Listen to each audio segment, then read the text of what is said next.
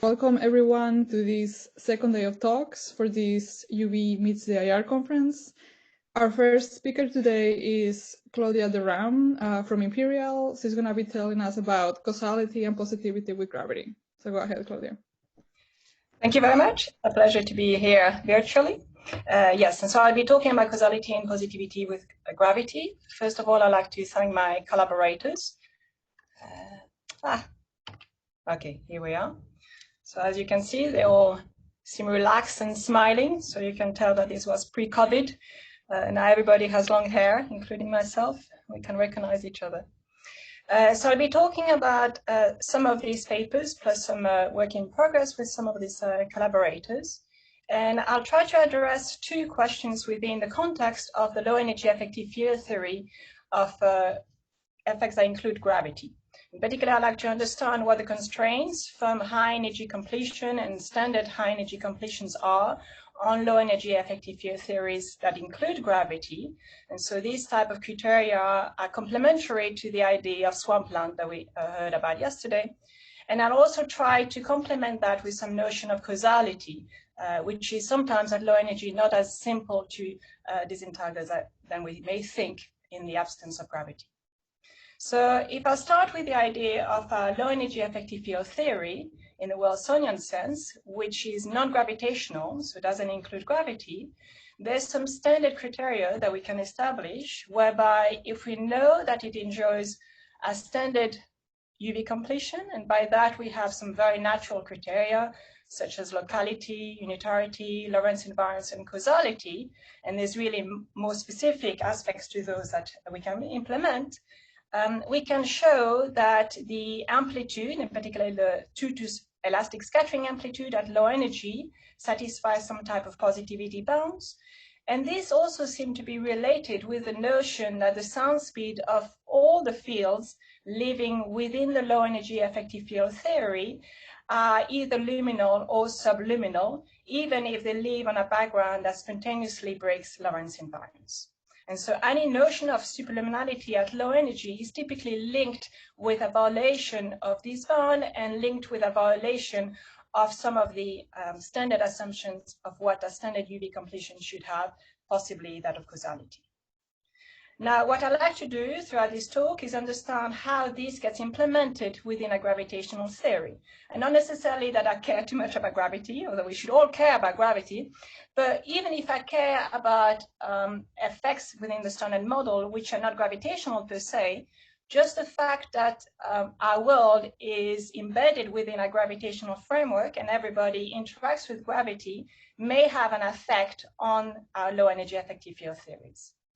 And as soon as we add gravity in the game, whether we want it or not, both the requirements of low energy subluminality and the idea of positivity bounds that have to be satisfied from the amplitude at low energy are much more subtle than what are manifested in the case of, in the absence of gravity.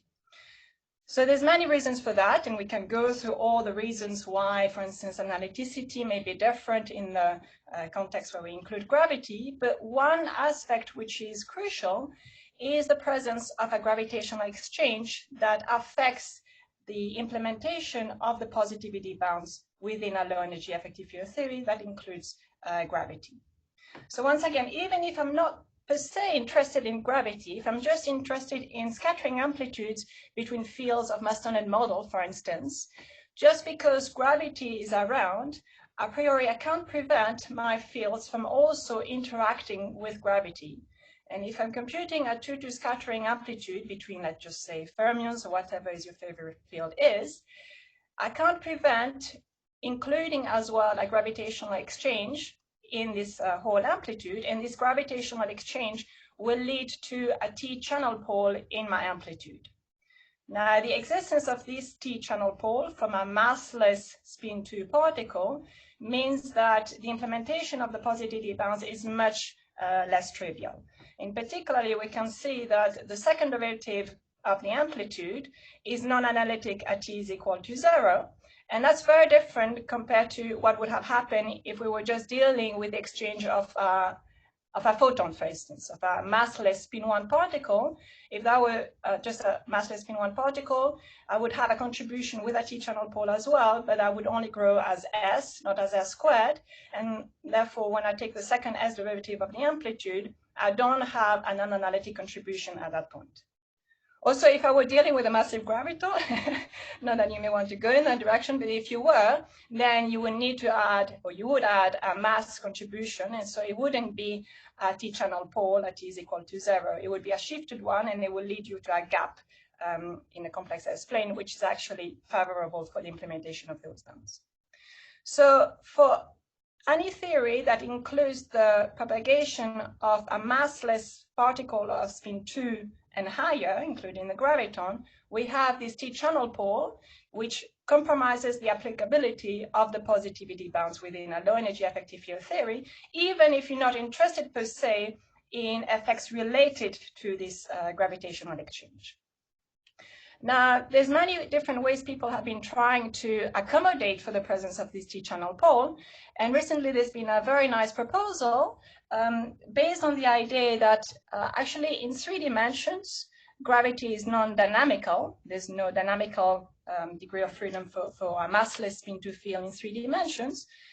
And so one possibility to think about this T-channel pole or those bounds is to embed, to compactify one of the directions within a circle, and then consider the exchange of the 0 mode of the graviton in 3 dimensions, which is then massless, which would not propagate, and therefore, in one way or another, T-channel pole should not appear in the amplitude in 3 dimensions.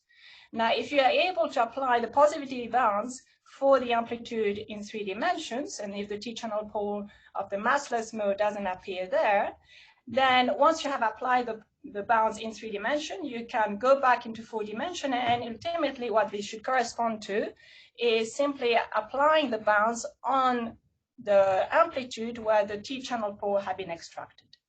Of course, I'm not making justice to the beauty of this argumentation. There's much more subtle ideas that go into that. But the end product is that it may be possible to apply some type of positivity bounds on the amplitude after having extracted the T-channel pole. So there's been some ongoing discussion on whether this type of positivity bounds on the T-pole subtracted amplitude could be applicable in 4 dimensions. And I'm not going to go through all of the discussions, but what I'll try to do for the next few slides also is to explore the validity of these bounds, so the validity of this bound, in one specific example where we happen to know some partial UV completion for the theory. So let me look at a particular example, and the example I will have in mind will be specifically related to the notion of superluminality that we'll be talking about later on. So let me consider QED, and because I'm a bit lazy for now, let me just consider a scalar QED. So a scalar version of QED, where instead of having my photon, I have a scalar photon A, and instead of having an electron, for instance, I have a scalar electron psi. My scalar photon and my scalar electron couple with one another through this coupling. They both couple to gravity, so there's gravity here, and there's all the gravitational interactions that are not written explicitly but are present.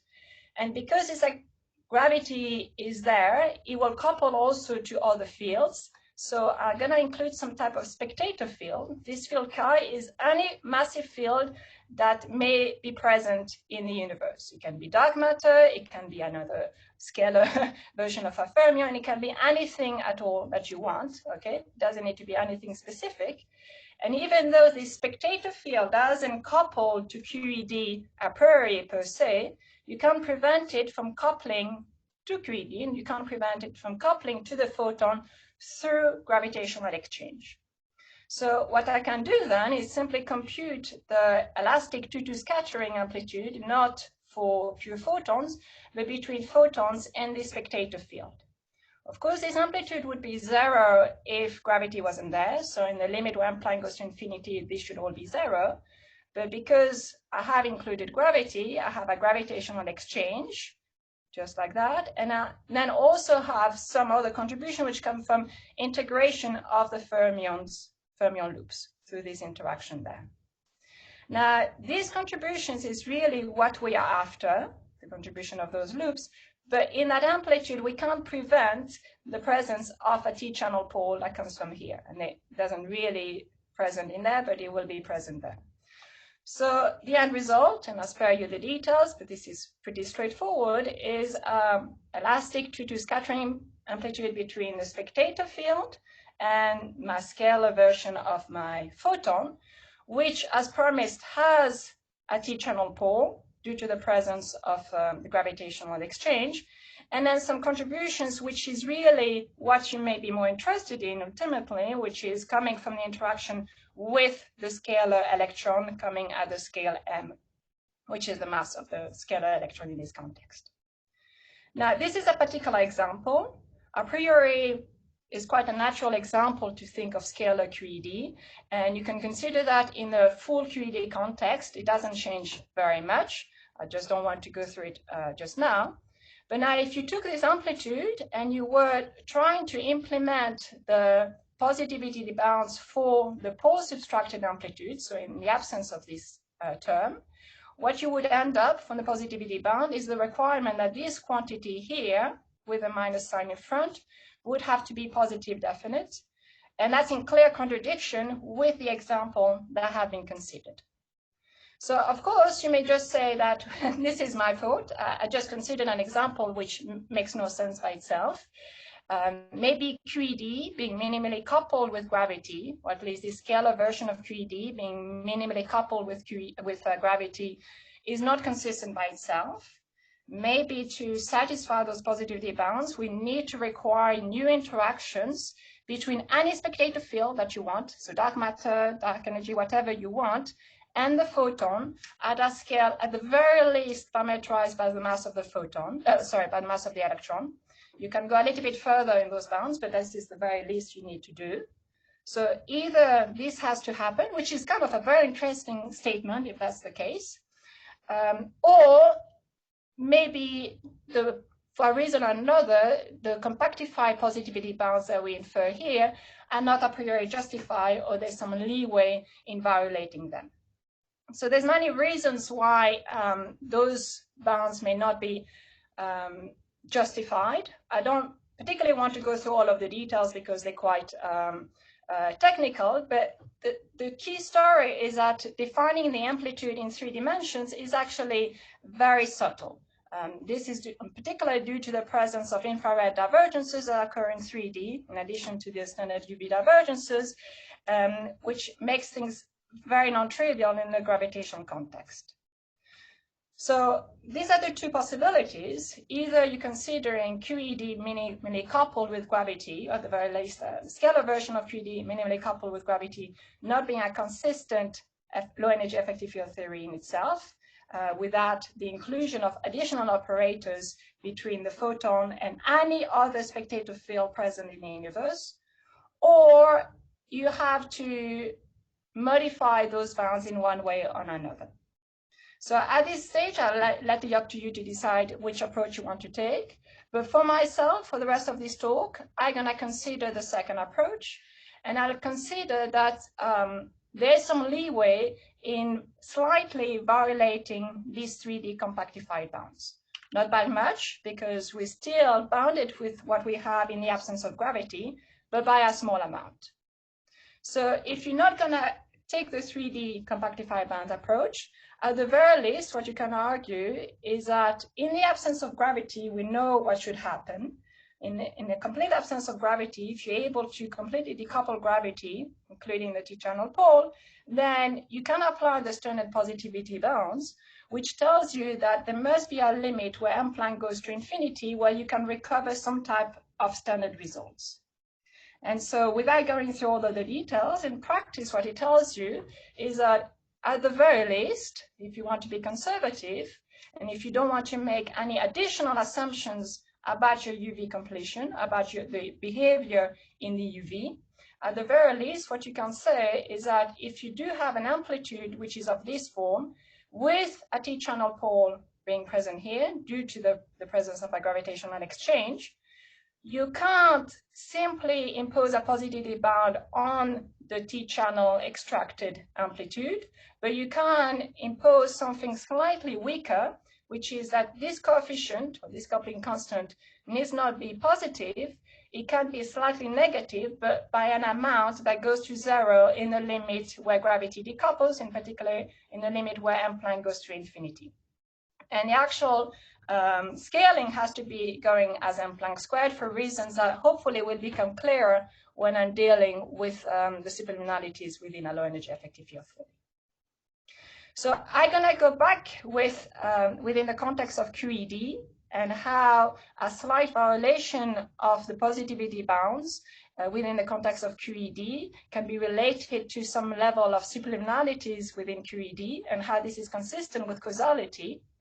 But the relation with a slight violation of superluminality within a low energy effective field theory and the consistency with causality is, at least to me, more easily understandable when dealing straight away with a effective field theory for gravity per se, without going to QED first. So I'll try to understand within the context of an effective field theory of gravity, related to a small violation of those positivity bounds. They can be a small violation of superluminality. And I'll try to understand how this could still be consistent with a full causality of my effective field theory. And once I understand that in this context, I'll be able to apply that within the context of QED. So I'm going to take an effective field theory for gravity, a la Wilsonian. I haven't included the cosmological constant problem because I'm sorry, I'm not going to solve the cosmological constant anytime soon. So just start with GR. We have all the light fields present in GR, and then my other subleading operators that come in my effective field theory for gravity.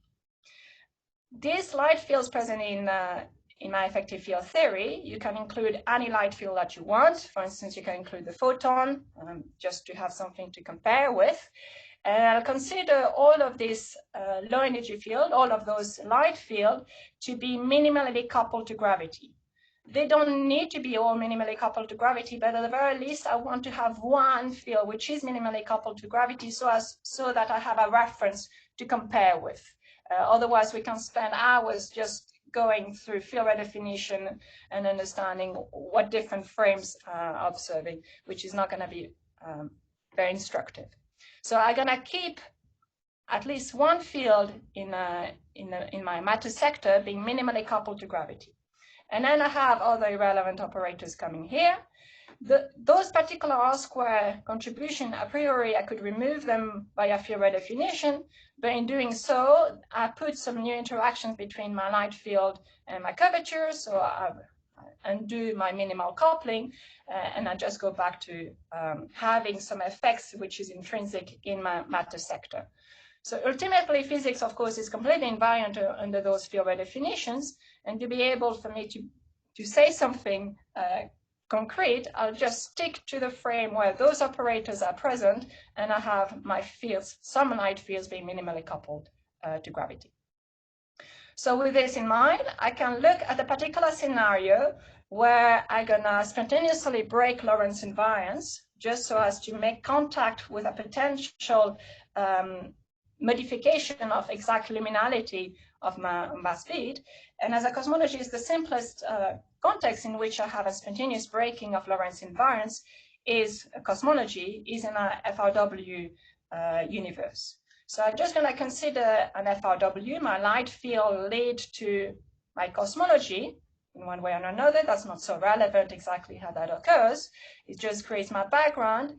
And on this FRW background, I'm going to consider gravitational waves. I'm going to consider tensor mode evolving.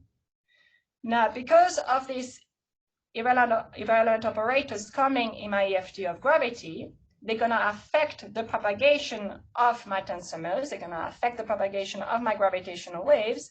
And they do so in a way which is completely tractable. And in particular, it leads to a modification in the evolution equation, like so, of my effective tensor modes on FRW. From there, you can directly read out the effective speed of sound of gravitational waves in the low energy effective field theory for gravity on FRW. And so it's 1 in the absence of any corrections, as is expected. It's just going to be 1 in GR, or this is the speed of light in the vacuum. And then because of this operator being present, I'm going to have corrections coming in here. So the first thing to notice is that, of course, this contribution is 0 for a maximally symmetric spacetime. When h dot is 0, this makes sense. The breaking of luminality can only occur if you're breaking some amount of symmetry in your background. So if I'm dealing with a maximally symmetric spacetime, I shouldn't have any departure from luminality. So that all makes sense. Also, to make things clear from the outset, the order of magnitude of this correction is extremely small. Unless you start abusing your EFT and putting a coefficient here, which is not natural, you would have an effect on the departure of luminality, which is extremely small. So this is not something that we expect to observe within the next 1,000 years. But really, what I'm trying to deal with for the rest of this talk is understanding whether, at principle, there could be any possibility for what we call the speed or the sound speed of gravitational waves at low energy to be superluminal. And if that's the case, how this could possibly be consistent with the notion of causality.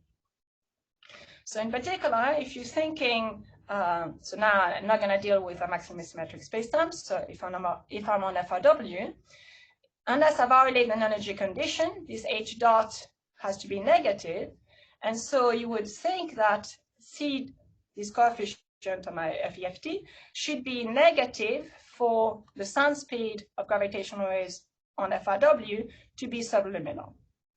And I can provide hundreds of papers where the very notion of constraining the operators in a low energy effective field theory, being for gravitational waves or being for other modes, has been used based on whether or not the modes were superluminal or luminal. And a priori, in the absence of the gravitational context, this is a very natural thing to do, because you can find a direct relation between that and positivity bounds and causality of the high energy completion. But as soon as you're dealing with essentially gravitational low energy effective field theory, the connection is much more subtle. And so I just want to add a word of caution in directly imposing the coefficient here being negative based on the requirement that the sound speed should be subliminal. In particular, when we look at what we think at least so far, we think we know from the requirement of this low energy effective field theory enduring a standard causal high energy completion, what we think we know so far, there may be further bounds that will come later on, but what we know so far is simply that this coefficient here has to be either positive or not too negative. And so it doesn't seem to suggest that it has to be very negative or entirely negative like that. So in particular, from the requirement of having a standard causal high energy completion, there's no reason to believe that this coefficient here could not be positive. But if it is positive, and if the sound speed of gravitational waves at low energy could a priori be what we would qualify as being superluminal, we need to understand how this is consistent with causality within the context of the low energy effective field theory itself, not within its implementation at high energy, but really already within the context of the low energy effective field theory. Just to make that point again clearer, there's no arguing that as we go to higher energy, the front velocity itself will go back to being purely luminal. And so there's no issue with what's going on at high energy. Really, the question we'd like to understand is within the context of the low energy effective field theory itself, how come we could have even a tiniest amount of superluminality without opening Pandora's box, if you will? Because as soon as you have the tiniest amount of superluminality, the standard story goes as follows, that I can construct a situation where I start with what I know being, let me just say Minkowski, or something where I have a standard Lorentz invariance, and then I am in my background where I spontaneously break Lorentz invariance. I have a tiny amount of superluminality for my propagation of gravitational waves, even though it's tiny, a priori I can integrate it out for an infinite distance up to the point where I have a macroscopic amount of support outside my light cone. At that point, I go back to what I think is something which is Lorentz invariance, and I compare the propagation outside the light cone of what should have been in a normal situation. And so within the low energy effective field theory, the smallest, the tiniest amount of superluminality already seem to be in contradiction with causality. So what I like to address throughout the rest of this talk is how this could possibly be consistent with causality at low energy. And of course, it is a low energy effective field theory. So if there's any resolution to that, is with the fact that this low energy effective field theory has a cutoff and we can't abuse it in any way we want. But implementing that in practice is a little bit subtle. So it's not quite as trivial as we originally thought, at least. But the story is quite nice. So this EFT has a cutoff. You can have a cutoff of the mass of the fields that you have integrated out. At the very least, I'm going to be very conservative here. At the very least, the cutoff of my EFT for gravity is the Planck scale. This is being as conservative as possible. So what this means in practice, and again, I'm being ultra conservative here, is that for any mode which has a physical frequency k, one is able to trust the EFT so long as the box that we apply for this mode on FRW, which is what we would have thought is on Minkowski plus correction that account for the frequency of this mode on the background, has to be much smaller than the Planck scale. So this correction between the Lorentz invariant operator and the FRW one, this correction here has to be smaller than a Planck scale. Again, this is being conservative. If we require that this whole box has to be smaller than the Planck scale squared, the argument goes even more in our favor. So I'm not burying anything under the carpet here. So asking for the frequency to be small compared to the cutoff of my EFT, weighted by the curvature of my background, that tells us that if I want to send a signal, and maybe that's going to travel ever so slightly superluminally, but if I want to do so, I can't send it with an arbitrary large frequency or an arbitrary small wavelength. Actually, the wavelength is bounded by something related to the curvature of the background on which I'm working. But at the same time, we are relying on this curvature of the background, or particularly on this H dot, to accumulate as large as possible an amount of superluminality and support outside the light cone. And the two of those effects go in competition with one another. So if I want to compute the maximum amount of physical support I can have outside my light cone by sending a signal as early as possible, I have to do so with a wavelength that can not be arbitrarily small. And so in practice, what that means is that the amount of physical support that I can have outside my light cone is always going to be ending up being smaller than the physical wavelength of the mode that I sent in. So you can see that directly by looking at the amount of support outside the light cone, which is related to the departure of your speed with respect to luminality. This is related to your curvature H dot, and I just went into physical time. Here I'm being again conservative, and what you see is a direct relation with the curvature of the spacetime, which is what leads you to the superluminality, but that is bounded precisely by the physical wavelength of your mode. And so in practice, at least in this FRW configuration, but that's actually always the case in any of these EFTs, what happens is that you can never build a situation where you have sufficient support outside the light cone in a way that is actually resolvable. The amount of support outside the light cone is always smaller than the wavelength of the mode that you were allowed to send in, and therefore you really need to go into your wave approximation to be able to understand what's going on. So with these arguments, you can't really conclude that there's any support outside the light cone. I'll go a little bit further in the argumentation later on. I think I'm running slightly out of time. But before I go there, now that we have this argumentation and understanding how the cutoff of the EFT relates to the frequency of the modes that we can send in, and ultimately the resolvability of the support outside the light cone, we can go back to the example of QED and to what has been known now for about 40 years, the fact, thanks to Rham and Hathel, to the fact that within the context of QED itself on a curved geometry, light itself could possibly travel faster than the ultimate speed of light in the vacuum. And this is just, if I take QED on a curved background, a curved geometry, and integrate out the electron, I will start having interaction between my curvature and the propagation of my, my photon in this context. This leads to a departure of the speed of light on various backgrounds that spontaneously break Lorentz invariance.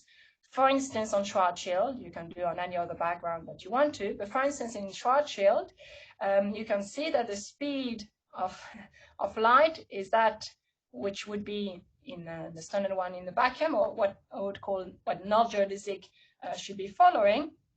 And then there's some level of corrections coming from the EFT of QED below the mass of the electron scale. And this coefficient B here, beta, depends on the polarization of the light that you sent in. There's always a polarization of light for which this quantity here becomes superluminal. In particular, for Schwarzschild, if you're dealing with radially polarized light, the speed will become superluminal.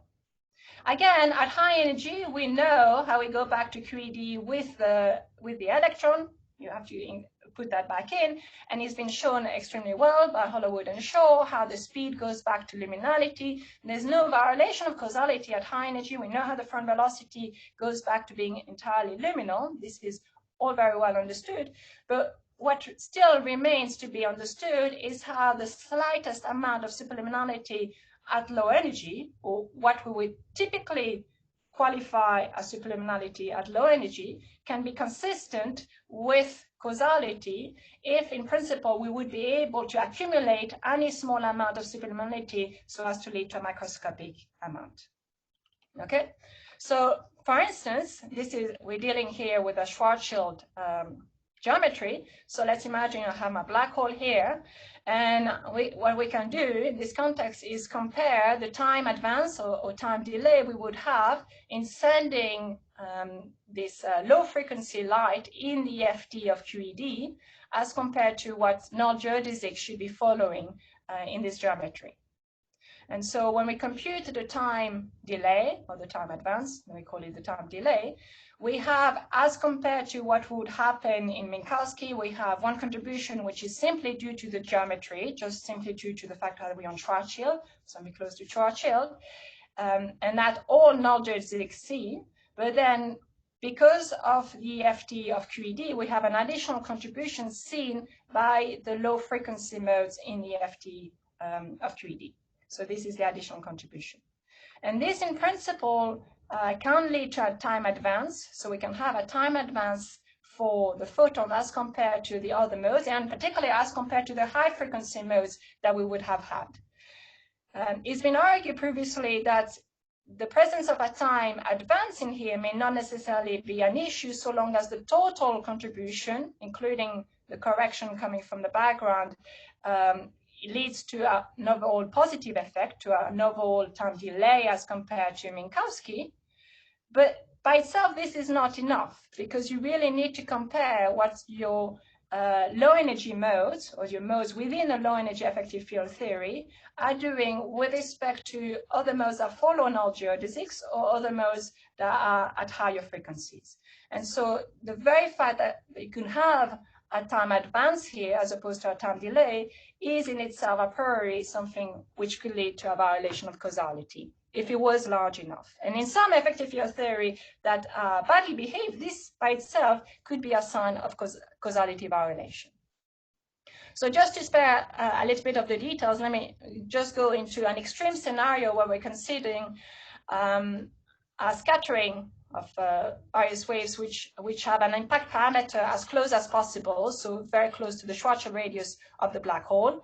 And so that's when the departure from the luminality becomes the largest. And so this is the largest amount of superluminality that you could a priori have in an extreme case scenario, where m here again is the mass of the electron that you integrate out in the low-energy effective field theory. So this leads to a time advance, because it's negative with respect to what other geodesic will see, which is related to the Schwarzschild radius and the mass of the cutoff of the effective field theory for radially polarized light. Now, again, we can try to see how this relates with the fact that you need to remain within the regime of validity of your low energy effective field theory, and try to relate this to the frequency of the modes that you sent in. And so really you need a requirement, not just on the curvature of the low energy effective field theory being bounded by your cutoff, but really in something that also include the momenta of the fields that you sent in. So the momenta are null momenta by themselves, comparison with themselves is just going to give you 0, but you can further ask for such invariants to be bounded by the cutoff of your effective field theory. So in practice, again, in the extreme scenario, this tells you that omega squared, the asymptotic energy of the particle that you want to scatter in, over the curvature, roughly speaking, over 1 over Rg squared, has to be smaller than the cutoff of your effective field theory, let's say the mass of the electron. And so in practice, this gives you a bound on the wavelength of the mode that you can consider sending in. The wavelength of the mode that you can consider sending in cannot be small enough as compared to the geometry of as compared to the mass of the black hole or the Schwarzschild radius for the black hole, if you want to be in this extreme scenario where you maximize the amount of superluminality that you can produce. And so in practice, when you include this bound in the amount of time advance that you get from your low energy effective field theory, you obtain something, this is of order 1 again, this coefficient, you obtain an amount of time advance, which is always bounded by the wavelength of the mode that you sent in, so the physical wavelength of the mode that you sent in. So the resolution in this case of QED within the low energy effective field theory itself is exactly the same as what we had in the case of FRW for the EFT of gravity. Is simply while you seem to be having some level of superluminality within your low energy effective field theory, that amount of superluminality is so small that you can never consider a situation where you accumulate enough of it so as to have a resolvable amount of support outside the light cone, if you want to remain within the regime of your validity of your EFT throughout the trajectory of the mode that you are following. And so you can make the argument a little bit more precise. I don't have really much time to go through the details, but if you see the connection between these type of bounds and the level by which the time advance gets saturated, you can see that ultimately you can allow yourself to have some level of superluminality within a low energy effective field theory and still be consistent with causality, so long as it goes to 0 in the limit where the Planck scale goes to infinity, but it goes sufficiently fast to 0.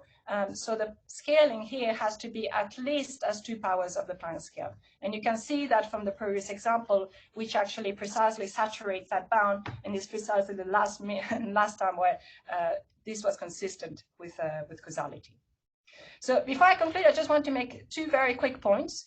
I'll try not to be too long. The first thing is that it may seem from what I'm saying it's simply saying that the amount of support outside the light cone is bounded by the cutoff of the effective field theory, and that's why we don't observe it. And I'd like to emphasize that this is not what I'm saying, actually. It's a little bit more subtle than that. Bounding the time advance or delay or the support outside the light cone by the cutoff of the EFT is actually not a consistent thing to do. First of all, it's not something which would be consistent with Lorentz invariance. And second of all, you don't need to be living within your low energy effective field theory to observing a small amount of support outside the light cone. if you're able to see an amount of support outside the light cone, which is resolvable, even if you need to have a high energy experiment to observe it, this already seems to be in contradiction with causality. So the argumentation I like to make is really related to resolvability as opposed to simply related to the cutoff of the effective field theory. So that's one point. And then the second quick point I like to make is that a priori what I'm saying here at 0th order is simply if the time delay is unresolvable, meaning that it's smaller than the frequency or it's smaller than the wavelength of the mode that I sent in, then we cannot use it as an indicator of causality violation. And at 0th order, this is correct, but the argumentation is actually a little bit more than that. You can push the argumentation further in saying that if it is small enough, if it is unresolvable, actually you can compute the retarded grain function perturbatively about what the standard fields or the standard high energy field would see. And if you computed it perturbatively, if there's no secular growth that compromises this perturbative approach, then if you start with a retarded propagator for the standard modes, for the standard as computed from the standard light cone, and then you compute the one from your EFT perturbatively out of it, you can do whatever you want out of the theta function, which is intrinsically present in this retarded propagator. You're always going to end up with the same type of theta function that comes in. So if you start with no support outside the light cone and then you're trying to construct something out of it, you're going to end up with no support outside the light cone. There's nothing you can do out of that. The only reason why sometimes this breaks down and you really do have support outside the light cone and you really do have connection with causality violation is if this perturbative approach breaks down, you have some type of secular effects which grow up as you integrate over them, and this type of perturbative approach is simply not legitimate. But in this case, because the effects are sufficiently small, the perturbative approach is legitimate, and you can simply compute your retarded propagator perturbatively about the standard one, and they can simply not be any support outside the light cone, so they simply cannot be any violation of causality. All of this, I've phrased it in terms of the time delay, but you can, a lot of the argumentations are also sometimes phrased in terms of the phase shift. In practice, you can interchange them one for the other. It doesn't, I mean, the argumentation can be done all in terms of the phase shift if that's what you're more comfortable with. So that makes very little difference in practice. So I think I'm running quite a lot out of time. I'm sorry about that. Let me just conclude with the fact where we need to learn to live with a new normal, or living with superluminalities, and maybe a small amount of what we typically qualify as a level of superluminality is not necessarily in contradiction with causality when you're dealing with a gravitational setup, even if what you're interested in, it may not be intrinsically gravitational. So one reason why some notion of superluminalities may occur is in a gravitational setup is simply due to a change of frame. This is not something I talk too much about today. If that's the case, then that can lead to a large level of superluminality, but this is all something we can deal with in understanding how to work with the appropriate frame. But if you're in a frame where matter and gravity can decouple, and once gravity is decoupled, you don't have this luxury of frame transformation anymore, you can still, as long as M-Planck is finite, have a small amount of superluminality, or if you want to phrase that in terms of the time delay or the phase shift, a small amount of negative phase shift. And that can be for scattering of gravitational waves, or it can be for scattering of light itself even. And that small amount may not be in conflict with causality if it's not resolvable, so if it is small enough. And in particular, because we're dealing with a gravity, all of those are intrinsically gravitational effect, this only happens if in a way that would scale down to zero when you send the Planck scale to infinity. And in particular, the amount of superluminality that you can allow for yourself is scaling like 1 over M Planck squared. This can in principle be put back in context with the amount of kind of positivity violation you may allow for yourself in the amplitude that includes a T-channel pole due to a gravitational exchange. And this is related to the earlier type of conjecture that I mentioned before, when in principle having such amplitudes doesn't lead to a strict bound on this coefficient here needing to be positive. You can have some flexibility of it to be slightly negative, so long as it's negative in a way it goes to zero when the Planck scale goes to infinity. So I'll stop here, and I apologize again for running so much out of time. Okay, thank you so much, Claudia. That was really a wonderful talk. We are a little bit tight on time, but I think we can allow to take a few questions. So please raise your hand or just speak up. Okay, may I try, Isabel? I'm Arkady Weinstein. Hello. Go ahead, Arkady. Okay. No, I mean, I'm trying to say, Claudia, that no, I mean, I'm very sympathetic with your conclusions, your results, but I'm trying to, kind of to put it in a little bit different frames. Let's say that, I mean, we would view gravity not as special theory, but like in normal kind of Minkowski space, normal field theory, as any other. Okay. And with that specific that it is non-renormalizable theory, of course.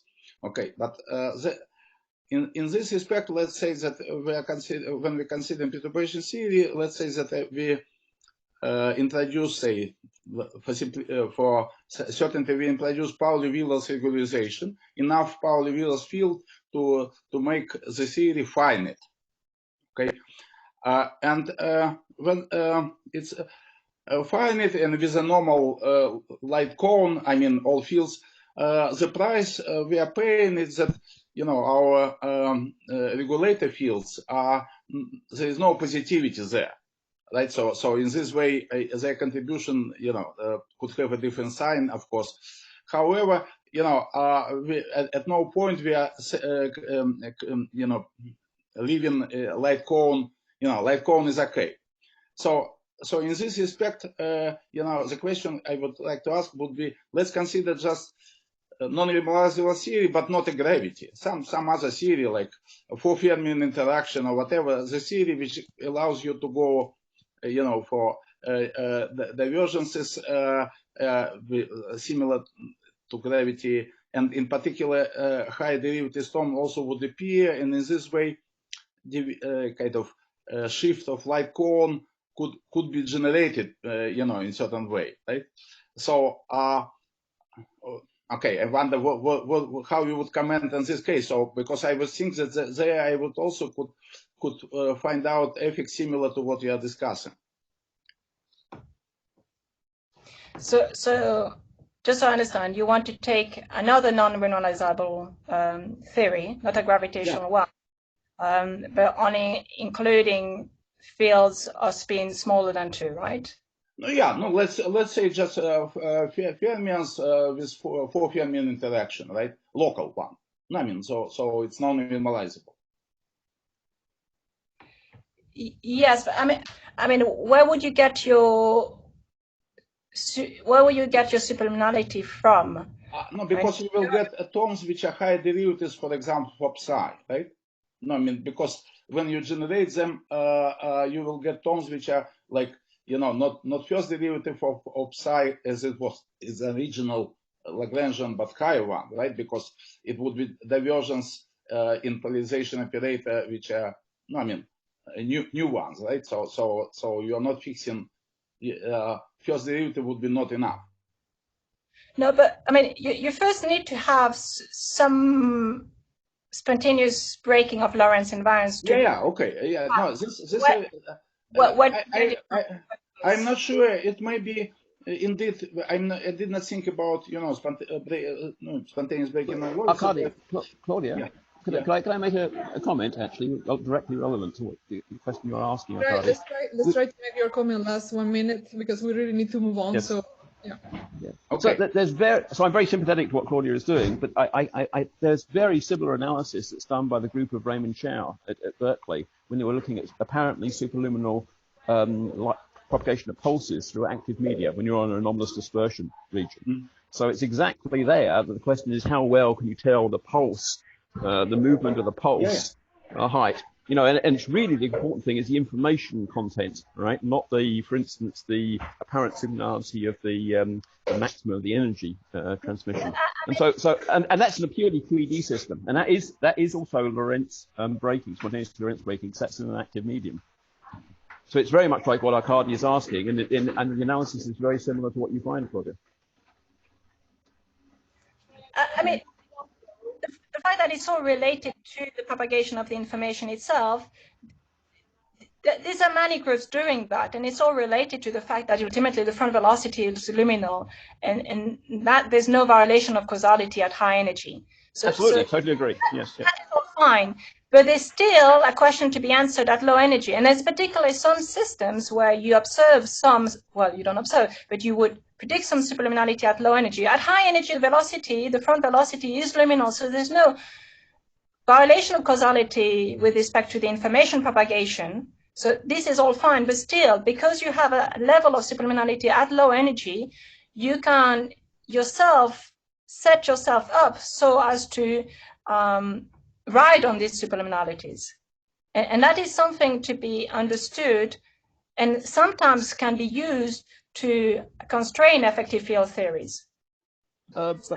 I mean, that analysis is done by. Sorry, Yeah, I should stop. Yeah, we can talk offline. Okay. Yeah, I think this is a very interesting conversation. I'm sure there are a lot more questions for Claudia. I suggest we move that conversation on the Slack channel. You can ask her all the questions. We need to move on to the next speaker, which is Matt Rees. So if Claudia can stop sharing her screen. Thank you again for a very nice talk.